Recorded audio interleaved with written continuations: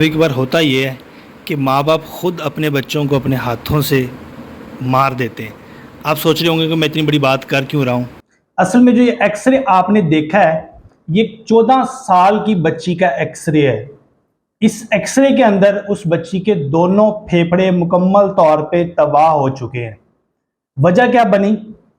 آج سے کچھ سالوں پہلے بچی کو ڈائیگنوز ہوا کہ اس کو پھیپھڑوں کی ٹی بی ہو چکی ہے، لیکن جب اس کی دوائی سٹارٹ کروائی، 3 مہینے دوائی کھائی تو علاج بہتر جا رہا تھا، ہر چیز ٹھیک جا رہی تھی۔ 3 مہینے دوائی کھائی تو اس کی طبیعت کچھ بہتر ہو گئی۔ ہوتا یہی ہے بہت سے مریضوں میں، جب ایک بار طبیعت بہتر ہونا شروع ہو جاتی ہے تو ہم لوگ اس بیماری کو بالکل اگنور کر دیتے ہیں۔ یہ تو ہماری نیچر ہے کہ ہم کسی بھی بیماری کو سیریس نہیں لیتے، تب ہی سیریس لیتے ہیں جب اس کی وجہ سے ہماری طبیعت بہت زیادہ خراب ہو جائے۔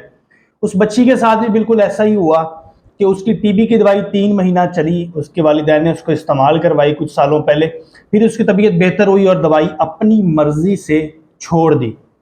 جب دوائی اپنی مرضی سے چھوڑتے ہیں تو پھر اس کے کچھ سائیڈ ایفیکٹس آنا شروع ہوتے ہیں۔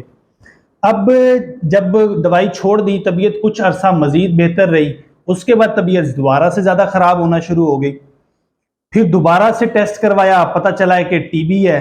ڈاکٹرز نے گائیڈ کیا کہ اس بار آپ نے لازمی ٹی بی کا کورس مکمل کرنا ہے۔ دوبارہ سے ٹی بی کا کورس شروع کیا گیا، لیکن وہی چیز کہ کچھ مہینے دوائی کھائی پھر دوبارہ سے چھوڑ دی۔ کیونکہ بیماری کو سیریس نہیں لیا۔ اب جب ہمارے پاس آئی، ایڈمیشن ہوا، علامات تقریباً وہی تھی جو کہ ٹی بی کے مریضوں میں ہوتی ہیں: وزن کا کم ہونا، بخار رہنا، کھانسی بلغم ریشہ آنا، اور بچی کا وزن، ایک 14 سال کی بچی، اور اس کا وزن جو تھا وہ 26 کلو تھا۔ آپ اندازہ لگا سکتے ہو کہ بیماری کی سیویرٹی کتنی حد تک بڑھ چکی تھی۔ اب ٹی بی کی دوائی شروع کروانے اور نہ کروانے کا کوئی فائدہ نہیں۔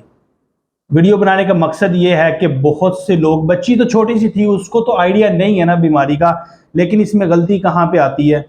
غلطی آتی ہے والدین کی، جو کہ بچے کے کہنے پہ یا اپنی مرضی سے ہی دوائیاں جو ہیں وہ چھوڑنا شروع کر دیتے ہیں، خاص طور پہ ایسی بیماری جو کہ اتنی لانگ ٹرم چلتی ہے۔ ہمیں مسئلہ یہ ہے کہ کوئی بھی بیماری ہو جائے تو ہمیں انسٹنٹ آرام چاہیے۔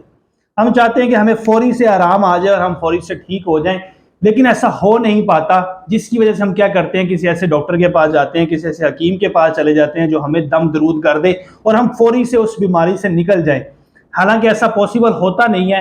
ایسی بیماریوں کے لیے لانگ ٹرم میڈیکیشن استعمال کرنی ہوتی ہیں، 6 مہینے، 9 مہینے، ایون کہ سال کا کورس بھی ہوتا ہے جو کہ استعمال کرنی پڑتی ہے۔ اب الٹیمیٹلی ہوا کیا، اس کے دونوں پھیپھڑے ٹوٹل تباہ ہو چکے ہیں اور اب کچھ کیا نہیں جا سکتا سوائے پھیپھڑے کو، لنگز کو ٹرانسپلانٹ کے، اور وہ بدقسمتی سے پاکستان کے اندر موجود نہیں ہے۔ اب صرف ویٹ کیا جا سکتا ہے خدا کی قدرت کا اور اس کی آخری سانسوں کا، کیونکہ اس کے علاوہ آپ کوئی آپشن بچا نہیں ہے۔